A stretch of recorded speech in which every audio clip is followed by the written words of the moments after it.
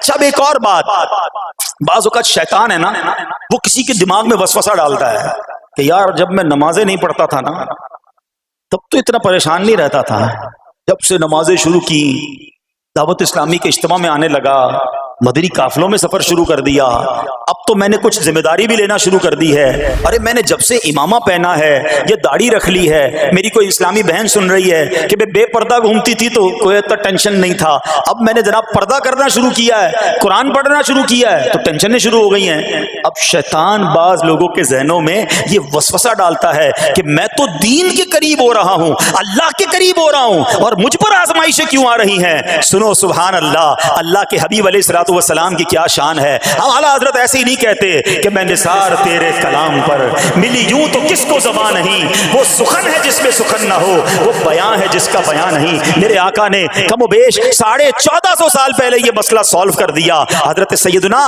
سعد بن ابو وقاص رضی اللہ تعالیٰ عنہ فرماتے ہیں کہ میں نے عرض کی یا رسول اللہ صلی اللہ تعالیٰ علیہ وسلم، سب سے زیادہ مصیبتیں کن لوگوں پر آئیں؟ گلی مقاتی نا، پنجابی بچ کہتے ہیں نا گالی بات ہی ختم کر دی، حضور یہ بتائیں سب سے زیادہ مصیبتیں کن لوگوں پر آئیں؟ پیارے آقا نے فرمایا انبیاء پر۔ اللہ اکبر، اللہ کے سب سے قریب تو انبیاء ہیں نا، انبیاء پر، پھر ان لوگوں کے بعد جو لوگ بہتر ہیں، پھر ان کے بعد جو بہتر ہیں۔ سنو اب اگلا جملہ، بندے کو اپنی دینداری کے اعتبار سے مصیبت میں مبتلا کیا جاتا ہے۔ اگر وہ دین میں سخت ہوتا ہے اس کی آزمائش بھی سخت ہوتی ہے، اگر وہ دین میں کمزور ہوتا ہے تو اللہ عز و جل اس کی دینداری کے مطابق اسے آزماتا ہے۔ بندہ مصیبت میں مبتلا ہوتا رہتا ہے یہاں تک کہ اس کے دنیا میں ہی اس کے سارے گناہ بخش دیے جاتے ہیں۔